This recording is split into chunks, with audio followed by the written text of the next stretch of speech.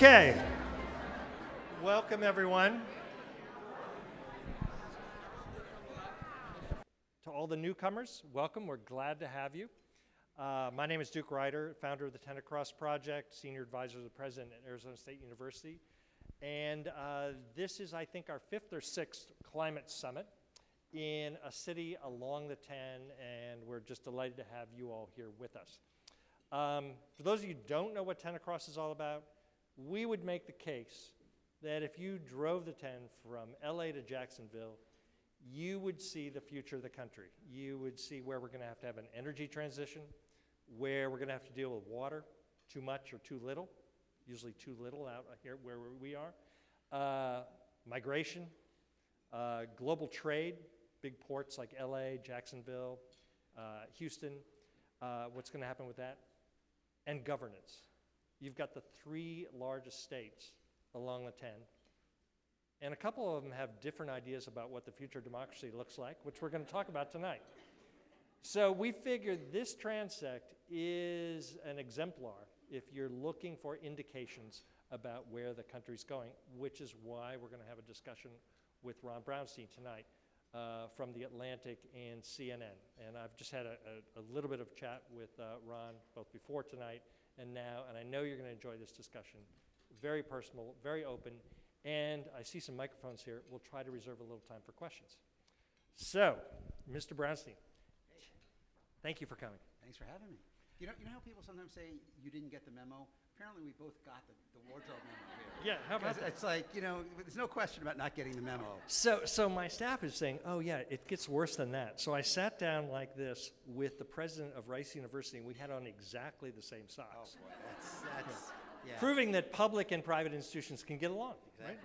So anyway, it's a delight to have you. I have watched you for years, as many people here have, on CNN. I will just tell you, I think you're the most thoughtful commentator. You say things that need to be said in a manner that is appropriate, that I think causes people to listen, doesn't get people inflamed one way or the other, and I think you just tell it like it is. So talk about how you write about what you write in The Atlantic, where I think you have the freedom to pick and choose what you think needs to be said. How do you determine what to talk about? Well, first of all, thank you for having me, and it's reading through, the speakers and the attendees is really a great group, and I'm really glad you're coming together to grapple with these issues. I feel, I've been covering politics since the early 1980s. This will be my 11th, I believe, presidential campaign. The first one I covered was in 1984.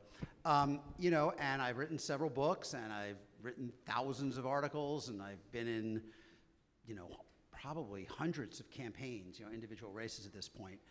And over time, I've come to believe I am writing chapters of a fundamental story, a through line through the story. And as a result, and I'll explain what that story is in a moment, as a result, I really have very little trouble thinking about what I want to write on any given moment, because I see so many manifestations of the same underlying dynamic. And the underlying dynamic is that we are in a period of profound demographic, cultural, and economic change, and our society is fundamentally divided between the people and places who are comfortable with the way America is changing and those who feel threatened or marginalized by it.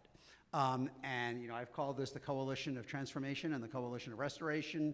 You can call it whatever you want, but basically we are in this kind of extended Cold War between what America has been and what it is becoming.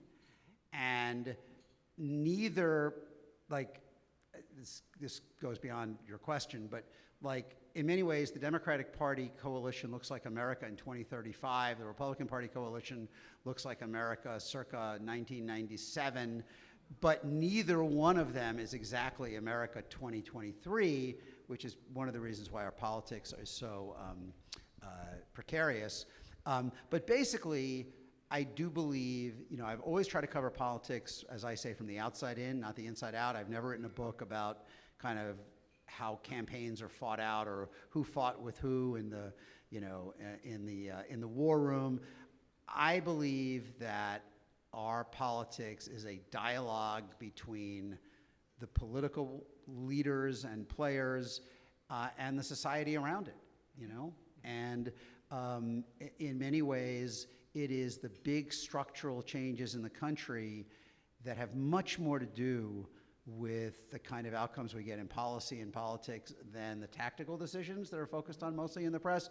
I've said that, you know, the most important thing you can do in writing about America is to watch the paint dry. And I believe that. And some of you are probably thinking, wow, this sounds very political for Tenacross, but there's a reason for it. In many of your writings, you invoke the geography that we're interested in. You sometimes very expressly invoke the states and how we're going to deal with things like the energy transition. Why is there such a difference of opinion about that? And so I just want the audience to know there is a logic between what we were talking about today and Mr. Brownstein's commentary. So I want to read something here that you wrote. Our modern system of hyperpartisanship has unnecessarily inflamed our differences and impeded progress against our most pressing challenges. Our political system has virtually lost its capacity to formulate the principled compromises indispensable for progress in any diverse society. By any measure, the costs of hyperpartisanship vastly exceed the benefits. So you all are probably thinking, wow, that's right on. That was 2006 when you wrote that. 2006, and you wrote a book called The Second Civil War. I didn't think it was going to be literal, but yeah. So, I mean, think about that statement virtually almost 20 years ago. So what were you writing about then, and how do you see that through the lens of today? Well, so, I mean, obviously, when I wrote The Second Civil War in 2007, the political system was growing, much more polarized, higher levels of party line voting, more difficulty for presidents in either party to get the other side to vote with them on anything. But we were not nearly as sorted out as we are today. There were still coastal Republicans, suburban Republicans, and a significant number of non-urban Democrats in the House, or you know, you could get a decent vote as a Democratic candidate in small town, exurban, rural America. What's happened since then, and which makes the challenge even greater, even though the underlying diagnosis is similar, what's happened since then is that all the cherries on the slot machine line up to a greater extent. Particularly in 2010, in the first Tea Party election under Obama, Democrats were decimated in small town, rural America, have never recovered, accelerating in a process that began in the 90s, but has accelerated under Trump and really crystallized in 2018. Republicans were really eviscerated in the suburban areas of the big metros everywhere, started in the 90s in northern metros under Bill Clinton, extended in this period, first to Virginia and Colorado and North Carolina, now to Georgia and Arizona, maybe even South Carolina to some extent. And so what you have is a more complete division.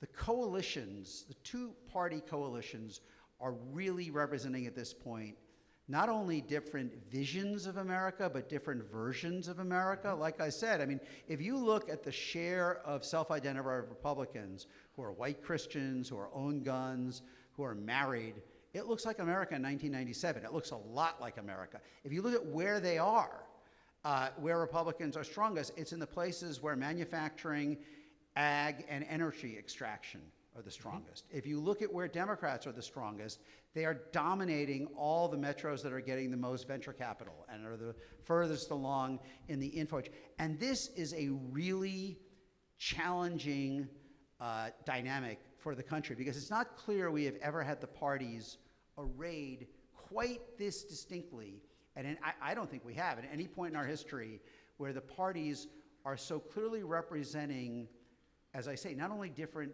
visions of America, but different versions of America. And they're arrayed along the Tenacross transect. I'll keep coming back to that. Yeah. And we chose this geography for exactly this reason, that urban-rural divide, which you're hinting at, and the thriving nature of the Phoenixes and the Houstons and the San Antonios, which are growing like crazy, and the spaces in between where those people who you're describing look at energy differently, energy extraction, you mentioned those things. You can see that urban-rural divide right here, and so there's a geographic overlay to what you're describing, which is really profound. You know, I have said on CNN, and I've written, that in many ways the fundamental question of American politics is how long can Paducah tell Seattle what to do, right? I mean, I've described it that way. It's not quite that simple, but there are elements to that. I mean, you have essentially, like, as I said, all the cherries now line up. The same places that are basically okay with Press 7 for Spanish and all gender bathrooms are also the places that are getting the most investment and feeling the most positive return from the economic transition. And the places that are the least comfortable with those cultural and demographic changes are also the ones that feel the most left out by the economic forces that are remaking.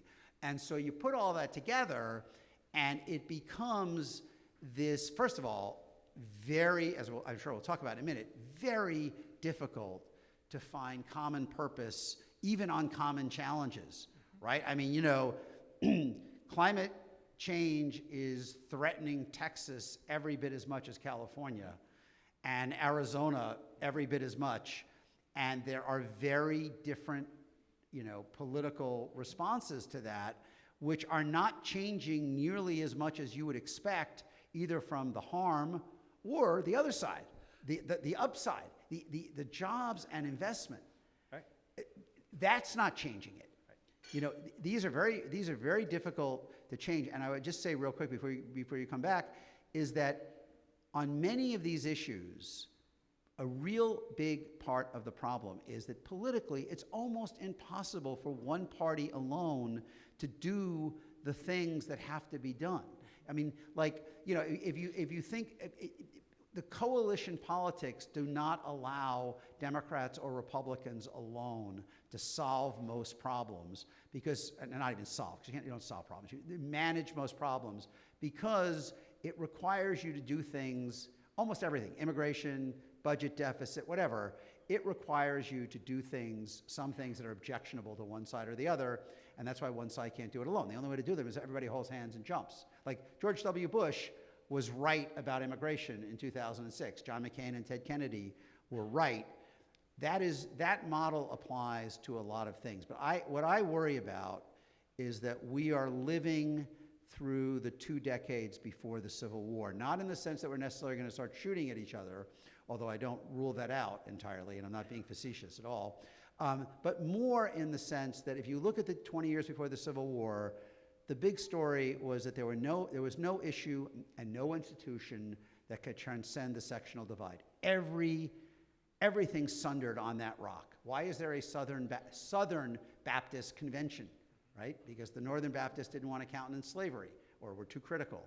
And I feel like that is what we are living through, where every institution, Disney, you know, everybody is being pulled into this vortex. And it's like, you know, as they said in the 30s, whose side are you on? Yeah. By the way, since you brought up Disney, what did you think of that debate the other night? It's so 10 across, right? And by the way, the DeSantis and Newsom thing, we wanted to host that in the Alamo, like halfway between Florida and Texas. It would have been perfect.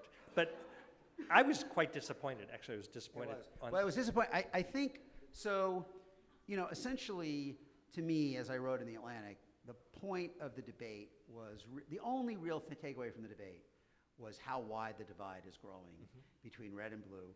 As I said, the only way to understand this, I think, was not to look at them as candidates from different parties. They were ambassadors from different countries. And they were each articulating the benefit of their version of how you organize society and government. Hannity kind of ruined it. I mean, Hannity, you know, I think Newsom thought they had this bromance going and he would play fair, but instead every question was, when did you stop beating your spouse? He chose all the metrics where Florida looked better than, you know, California. California, the per person economic output is 50% higher than in Florida. You know, the median income is like a third higher than in Florida. You know, teen pregnancy is lower, infant mortality is lower. Each state has arguments, but you didn't hear. I mean, the whole debate was Hannity was not willing to go beyond his normal construct, which is that red states are thriving and blue states are this chaotic hellhole. Well, you just did something that we talked about today in the Climate Communications Workshop. If you're trying to make the case, and I was watching Governor Newsom trying to make a case, often using statistics. Well, we're this relative to that, and so.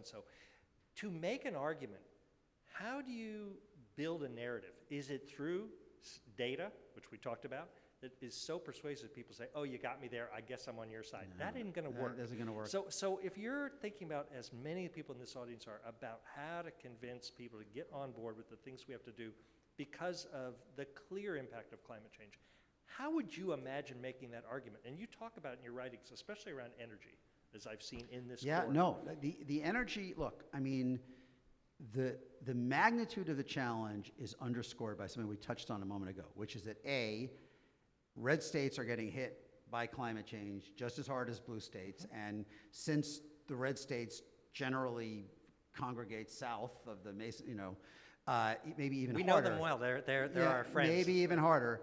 But secondly, the red states are enormously benefiting from the energy transition. You know, there's been analysis that 80%, I want to say that again, 80% of the total private investment spurred by the Inflation Reduction Act into clean energy, and it is a substantial amount of money at this point. It is hundreds of billions of dollars in private investment since they passed, you know, since Biden took office. 80% of that has gone into districts represented by Republicans, okay? And every House Republican nonetheless voted to repeal all of the incentives catalyzing that investment. I talked to a Republican from Nevada earlier this year whose district has more EV investment than any in the country, has 2 battery plants, the Tesla Super, whatever he calls it, and then another one, Redwood, I think his name. He voted to repeal it and said the pace at which Joe Biden is trying to promote EVs is, quote, suicidal for American society. So I don't know if I have an answer, because I think the challenge, again, everything gets sucked into this vortex. EVs, right?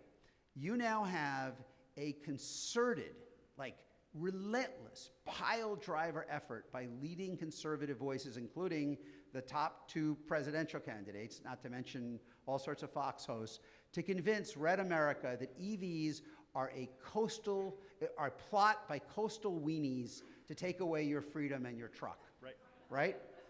And I don't know about you, but I feel like the American auto companies are kind of surrendering without a shot here. Like, I watch the ads, I'm a big baseball fan. I watched the ads at the World Series. It was a lot different than the ads at the Super Bowl a year ago, when Meadow and Junior Soprano with, you know, David Chase's electric direction are like Chevy Silver, the choice of a new generation. They're back to advertising big trucks with non-college white guys pounding through the back roads. And questioning, I think, fundamentally questioning whether they can ever sell this to their red state audience, which I think is most of their, again, like, okay, EVs, really? EVs are the culture war? It's sort of like everything has to be in this construct.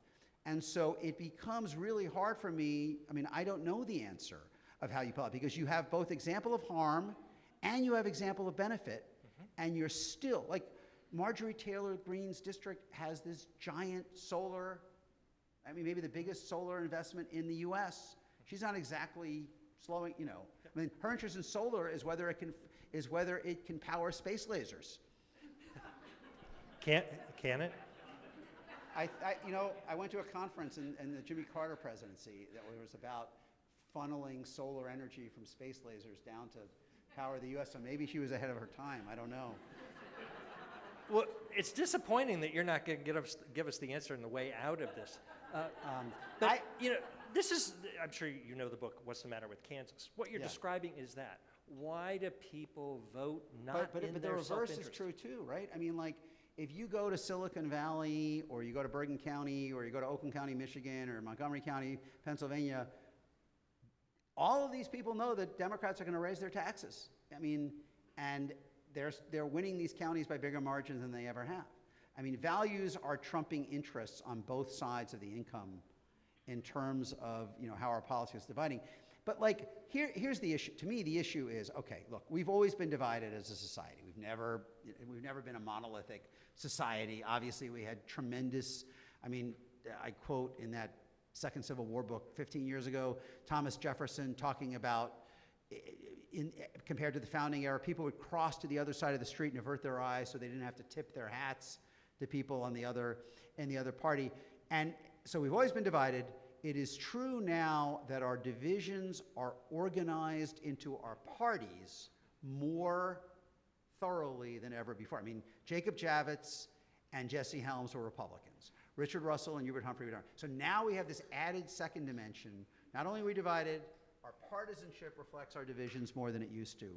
But even with all of that being true, unless you believe either the country is genuinely going to split up, there is no choice but finding better ways to work together, because the problems don't go away just because we can't organize to deal with them. And you would think that the rallying cry could be the impact of climate change, because as you point out, it affects all states, regardless of what color we're designating them. And yet, even that appears to be partisan.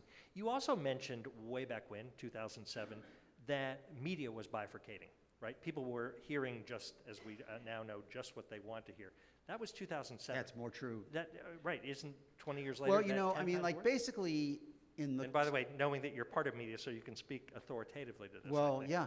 I mean, over the course of my career, we have gone from economic models for the media that assumed you were writing for a well-meaning, uncommitted person who wanted to understand the facts before deciding where they were going to come down. You might actually be able to move. With the information. The model now is that, you know, you're writing for the most. It's basically, journalism has become a lot more like ESPN. You're writing for people who want to know how their team is doing. And so everything, you know, I have a friend who, I don't want to say his name, but he used to work for Fox, and said the problem with Fox wasn't that they were like tilting your copy or, you know, putting things in. It was what they wanted to talk about. They only wanted to talk about the things that pushed, and you saw it for Hannity, like you saw in that debate. I mean, Hannity could not go beyond the picture that they all paint every night of blue states. Like, he couldn't, like, Governor DeSantis, why is the uninsurance rate in California half of what it is in Florida? Why are there twice as many people without health insurance as Florida? Why is the maternal mortality rate 50% higher? Why is the homicide rate 50% higher in Florida than in California? Is there something wrong with what you're doing? Like, he could not go there because it was just too, it would be like, you know, fingernails on the chalkboard for his audience, because they've never heard any of that before. Yeah. So I think the media, you know, there is no such thing as the media. I mean, obviously different publications have different economic models and different incentives, but generally speaking, that the audience is bifurcating, and the economic model is about engaging an audience, and so that leads you toward, you know, it's an inexorable pressure. So for everybody who was in the climate communications workshop, please don't despair. We're still going to keep pushing forward. We're going to do our level best. But you mentioned one thing. Can I say, maybe more than communications is coalitions, really, realistically. I mean, like, it isn't like the Texas Republican majority, I don't know, no Texans here, but I'm sure there are. The Texas Republican legislature is not going to be convinced by sophisticated argument or even shifts in public opinion. 87% of the state in University of Texas polling opposed the complete abortion ban that they passed. Didn't matter how they voted even. They're not going to be moved by that. But coalitions are a whole other question. You know, they don't really care about the big city mayors. In fact, they find it politically valuable to be seen as stepping on them, and the Death Star bill, years of heading in this direction.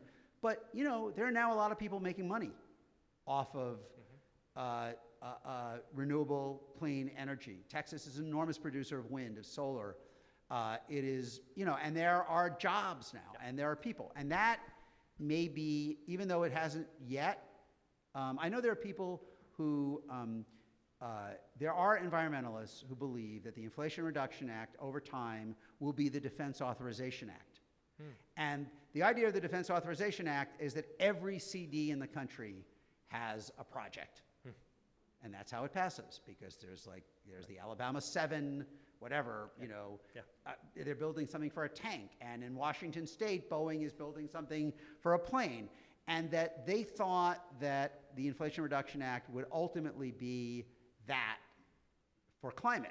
Because now it is, in fact, there are investments going everywhere. And as I said, they're disproportionately going into red places, mostly because they're on the periphery of urban areas where it's cheaper. You can build manufacturing. So I have two questions, then we're going to open it up to the audience. One about exactly that, and then another on a completely different topic.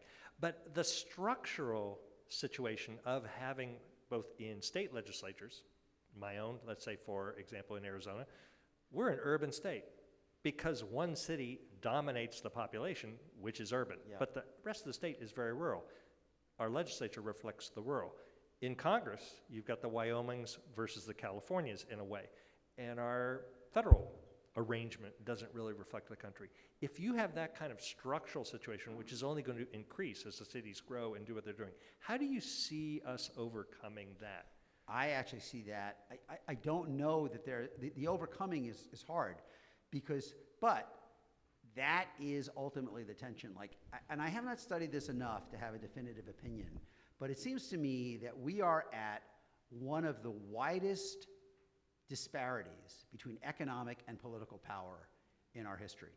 Biden won 1/6 of the counties in America. His counties account for 71% of the total GDP.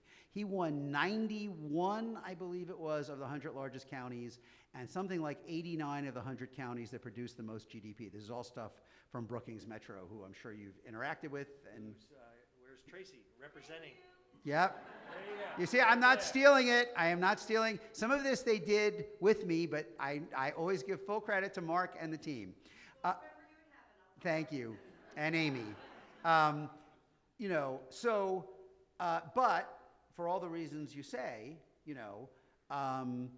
the power of smaller, less densely populated places that are less integrated into the global economy, that are less integrated into the information economy, that are more tied to the 20th century powerhouse industries of manufacturing, agriculture, and energy extraction, they have disproportionate power. Now, Biden has a very interesting theory, right? I mean, he does not mind that this investment is flowing disproportionately into places that voted against him, that are electing Republicans.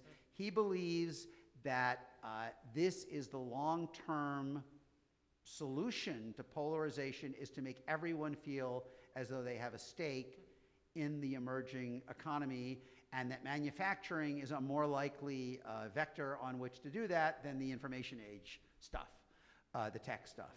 And maybe he's right. I was going to ask if you're buying that. Well, if you're thinking about it from an electoral point of view, maybe, because going from 28 to 32 in a few rural counties in Wisconsin may be the difference between democracy existing or not. So in that sense, but no, not in the sense of there being a huge block of the country that feels fundamentally alienated on every dimension from what we are becoming, and that is a really difficult challenge. Whatever happens in 24, Trump's beaten, he skulks away, we never hear from him again. The alienation that he is, drawing on. Now, there are people who argue that, especially after watching DeSantis, that no one else can do this. Like DeSantis thought he could do this. No one else can stir this up to the same fever pitch that Trump can.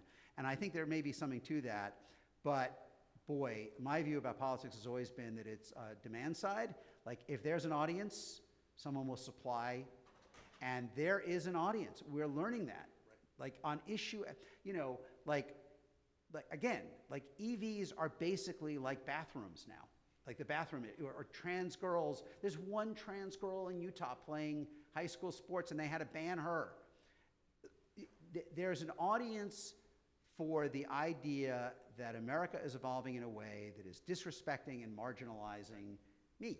So that will continue to find expression, and we have to figure out ways to integrate. Like, basically, we can't solve we can't solve our big problems at this level of social and political division. But unwinding this social and political division is just really hard to see exactly how that happens in the near term.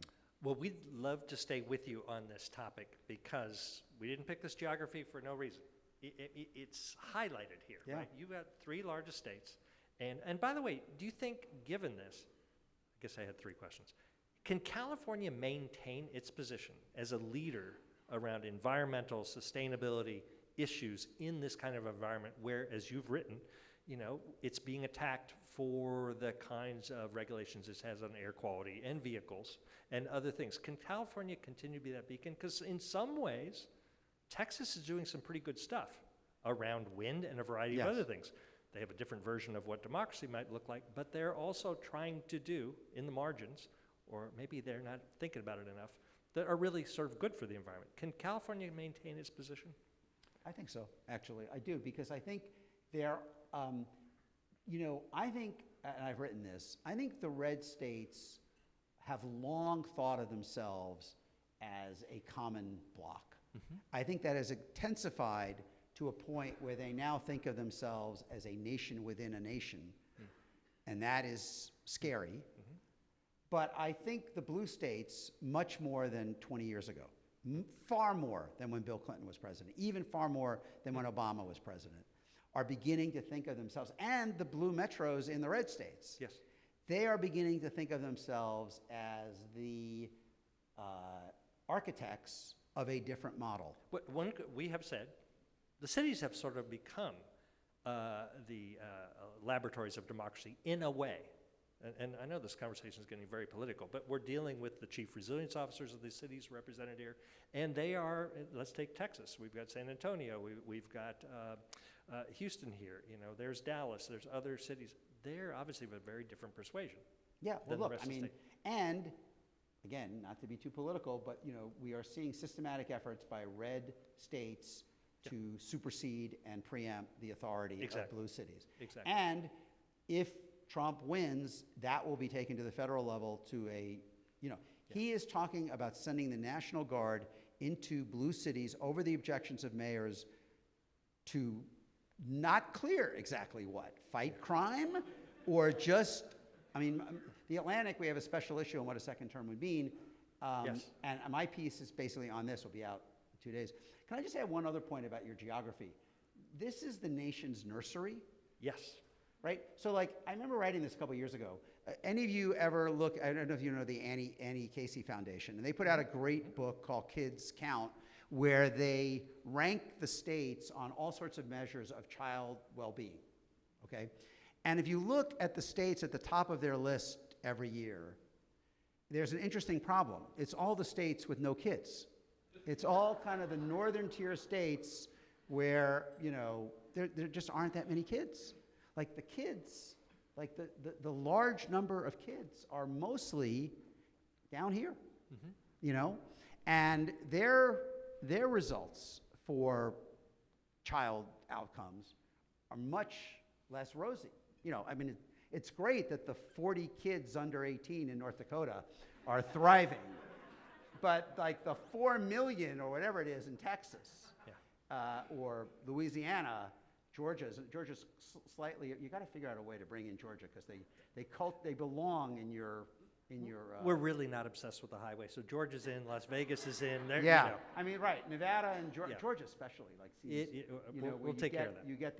You get these issues, and you have what Bill Fry has called the cultural generation gap, and what I call the conflict between the brown and the gray, where in most of these states, the under 18, and in many cases now even the under 30 population, is majority non-white. Mm-hmm. The over 65 population is still 2/3 or more white, except in Texas where it's more diverse. But basically, it's the brown and the gray that are contending for control of the future of these places. Right.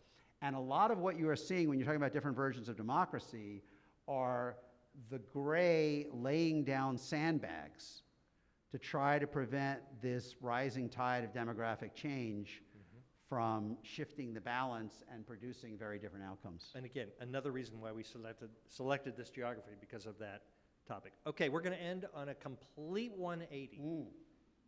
Yeah. It's 1974. Oh, you were wow. probably a sophomore in high school. I was, yeah. I was a junior. So there you go, people. And you wrote a book on. I didn't write a book while I was a sophomore in high school, but yes. We wrote a book on 1974 Yes, right. and why what happened in Los Angeles in 1974 was crucial to the cultural experience of the whole country. Yeah. Tell us, and you did that 2 years ago, 3 years ago? Yeah, it came out 2 years You know, ago. given everything we've talked about up to this point, people are saying, what the heck? Right. Tell us about Well, that book as and why you did it. As I mentioned, I've always tried to cover politics from the outside in, from how changes in society are reflected in politics and vice versa. And I've always been interested in the interplay between culture and politics, in particular pop culture and politics. When I lived out here the first time, I wrote a book called The Power and the Glitter, which was a history of the relationship between Hollywood and Washington going back to the 1920s. But when I came out here the second time, I ended up writing this book called Rock Me on the Water, which is about the simultaneous transformation of movies, music, television, and politics that unfolded in California, in LA, in the early 1970s. I'm reading that book, and every album I owned is in Yeah, that book. yeah. I mean, the albums. You know. And you know, basically, it is the story of how the entertainment industries reconfigured themselves, largely under pressure from the growing power of the baby boomers, who were then, I think it was something like 47% of Americans were under 25 in 1970. The entertainment industries had essentially ignored the 60s as long as they could. They put out Mary Poppins and Beverly Hillbillies and Petticoat Junction and Green Acres and Gomer. The closest I know, but the closest they got to Vietnam was Gomer Pyle, okay? And then within a few years, it all fundamentally changed. I mean, All in the Family, and Norman Lear is 101 and a half, you know. Norman Lear, they put on All in the Family, Mary Tyler Moore, MASH. They made movies like Chinatown and The Godfather and The Parallax View and The Conversation. And what happened in the early 70s was they were not looking to make social change, but to meet the demands of a new audience, they brought literally into America's living room the cultural changes that were unleashed by the 60s. And at a time when Nixon and then Reagan won elections by essentially promising to stop the social change of the 60s, those social changes came in, I won't even say through the back door. They came in through the front door, through pop culture. And the way that as I argue in the book, it is really the pop culture produced in the late 60s and especially the early 70s, culminating in 1974, this really dramatic year in LA, that changed the way we live. We never went back. We didn't go back. You know, it didn't mean that the ERA didn't pass, but we didn't go back to the Donna Reed show or Father Knows Best. Women did not go back in the kitchen. Black people did not go back to the back of the bus. Gay people did not go back in the closet. All of these changes, all of these vanguard ideas that emerged in the 60s, really the bridge that brought them into all of our lives and made them kind of part of mainstream American life in a way that was not capable of being uprooted by politics, no matter how hard Anita Bryant or Ronald Reagan tried, was pop culture. And it was pop culture that was produced here, literally within a few blocks of each other. You had Norman Lear, James Brooks, Larry Gelbart, Joni Mitchell, Jackson Browne, Linda Ronstadt, the Eagles, and two generations of directors. You had the greatest generation filmmakers like Robert Altman and Arthur Penn and Alan Pakula, plus Beatty and Nicholson at their peak. And you had the first movies by the great baby boom, the directors born after World War II, Spielberg, Scorsese, Brian De Palma, and it's all happening within blocks of each other at the same time in LA in 1974. And I hope I've all encouraged you to, like, if not to read the book, like, go back and watch some of this great culture, because it was a true turning point. That it was the moment, like I said, when the 60s came into our living room. Do you think Taylor Swift can lead us to a different future? You know, No, that's not the question. but I'll say one thing about Taylor Swift. Billy Joel was interviewed in the LA Times because he was doing his tour with Stevie Nicks. And he was out here in 1974 also, by the way. And he said, the only thing I can compare Taylor Swift to is Beatlemania, where people were just so overwhelmed by the experience of being in the same place as her that it almost didn't, I went to the show with my wife and our friends, and there's a moment where there's like, and I don't think, you know, the Beatles would have done this, or, I mean, I'm ambivalent about her doing it, but people cheered for 8 minutes without her. She got up from the piano after a song, and they cheered for 8 minutes. Okay, so there's that. But again, I do think it is similar. I mean, like, once again, the point about my book, the one sentence about my book is that it was a moment when culture was out of politics in predicting what the country was becoming. And I believe that is absolutely true again. I mean, Trump has shown, as Nixon and Reagan did, that you can marshal a very powerful political coalition by promising to stop the changes that are making people uneasy. And what I think the early 70s showed, and I think what we're going to learn again, is that you can win elections that way, but you know there's one thing you can't do? You can't actually stop the change. There you go. So that's why I wrote a book about pop culture, given what else I did. As you might have noticed, Ron has some thoughts about the country and culture, and I'm sure he'd be happy to answer a question or two if we have time. Are we allowed, Ray? Yeah, we're on the edge. Okay, I'm going to call somebody out. I'm going to call Dean Batts out, the dean of the Cronkite School. Oh, wow. And so you've got a journalist here. Obviously, you know the field and everything that we're talking about here. Do you have a question for Ron? Sure. Thank you so much.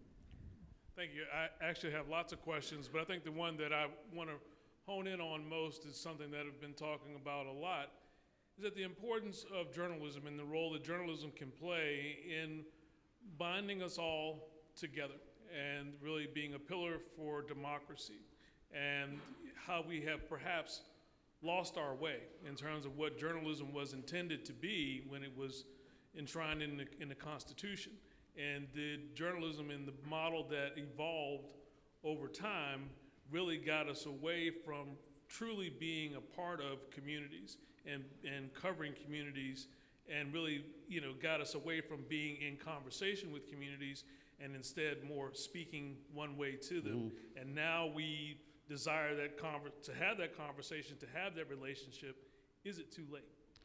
Well, I would say that I'm going back to the way you phrased your question, because I think the real challenge for journalism is the two priorities that you laid out are now in conflict: binding us together and being a pillar for democracy.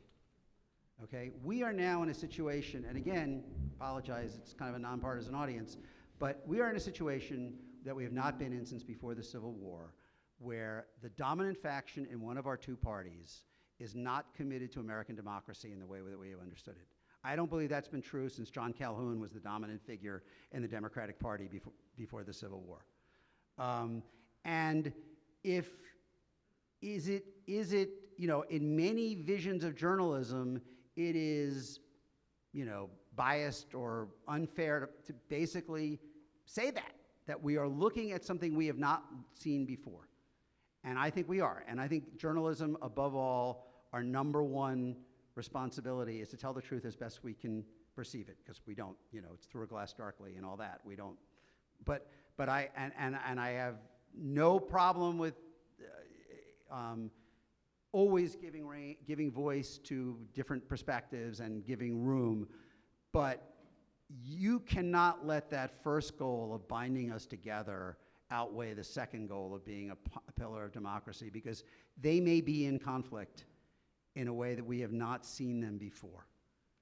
And I want journalism to stand up for democracy. And I don't think that's a truly partisan thing. You know, it may be. Look, you know, I mean, people who study democracies around the world say there's a great debate among people who study the threats to democracy about whether you can call out the threat, whether calling out the threat to democracy is effective, or whether you just have to run on the price of eggs, you know, and material concerns of people. And I leave that to the political strategists. I think journalists have to be clear-eyed about what we, and certainly in Arizona, I mean, I can't even fathom what it's like to be in the, you know, in the midst of that. Again, like I have this image in my head of the maelstrom.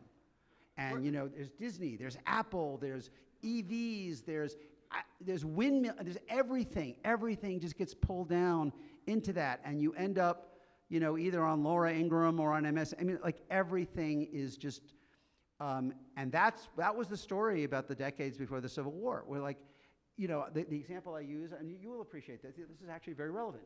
They could not build the Transcontinental Railroad for years because they could not agree whether it was going to go through the South or the North. Mm-hmm. And they were only able to break the tie because the South was gone. They authorized the Transcontinental Railroad in that incredible Lincoln Congress that did the Homestead Act and the land-grant colleges and all this other stuff, but they couldn't do it. Like, it was something that benefited the whole country. Everybody understood that. But it still could not overcome the sectional centrifugal pressure. So it may have been their analogy to climate change, where it was so obvious that everyone would benefit from getting this under control, and yet it still could not be built because the South wouldn't vote, you know, and, you know, the Kansas-Nebraska Act, which, you know, was the fuse that led to the Civil War, was essentially lit by the desire to build the railroad. I mean, it was just, so that's what I worry. I mean, I think that, like, if you have to choose in journalism, pillar of democracy, choose that. What's interesting about that is how important infrastructure is, and in '56, when the 10 and other highways were laid out, we were in a sort of agreement, you know, 9-1 in the House of Representatives to do this, and it was around infrastructure, so that's a coincidence. I see a hand there, but we have to exit this venue, right, pretty soon. Okay, so you learned a few things tonight. So Ron Brownstein is a Swiftie. You can take that home. But I think in our conversations today, not entirely, but okay. Yeah. I'm married to one, definitely. Yeah, definitely married to one. But what you're offering us, and I hope people don't walk away from this thinking, wow, that was a heavy political dose. That's not exactly what I thought we were going to get from 10 Across. What I'm suggesting by having Ron speak to you is that the things that we have to do, and people in this room are expert around insurance, around energy, around water, around heat mitigation, around climate change, migration. This room is a who's who of people with those things in mind, and they're working on them. But this background, and we're going to see it. It's going to be foreground in 2024, I'm afraid. We have to contend with. And you're wrestling with it. I strongly encourage you to read Ron's writings in The Atlantic. They're often about this geography and climate change and the impacts therein and how we're going to deal with it. So that was the purpose of having Ron here tonight. And I would say, just to be not, you know, totally, I'm pessimistic. The challenges are real. I mean, they are. It does nobody any good to sugarcoat how precarious this moment is and how deep our divisions are and how actively they're being inflamed. The thing you have to hope is that at some point reality counts, right? I mean, it's not clear that it does always right away, but reality counts in both the harm of climate change, both the opportunity of mitigation, and also in the underlying truth, as I said, that we can go up and down the list of challenges we face as a society. It is very hard to find examples that one party can, while managing its own coalition politics, truly address. I mean, almost everything requires you to do some things that are noxious to key constituencies on your own side. And so eventually you do need these kind of, like the ACA is an interesting example of, well, real quick, because it didn't get any Republican votes, but it got a lot of Republican constituencies. Yes. And it was why Obama succeeded, when Clinton, Nixon, and Truman failed was because pharma and the AMA didn't try to kill it. And that's a good model for dealing with these kinds of issues. We will kick off tomorrow morning here at 8 o'clock, and we will be talking about something you would think would be non-controversial, the National Climate Assessment. Look at my colleagues who are going to lead that discussion. So we know what's happening, right? It's fact-based, which we're finding is challenging today, but let's hope we can rally around the things that we know for a fact are going to be part of our future and can come together around it. So Ron, thank you so much for this.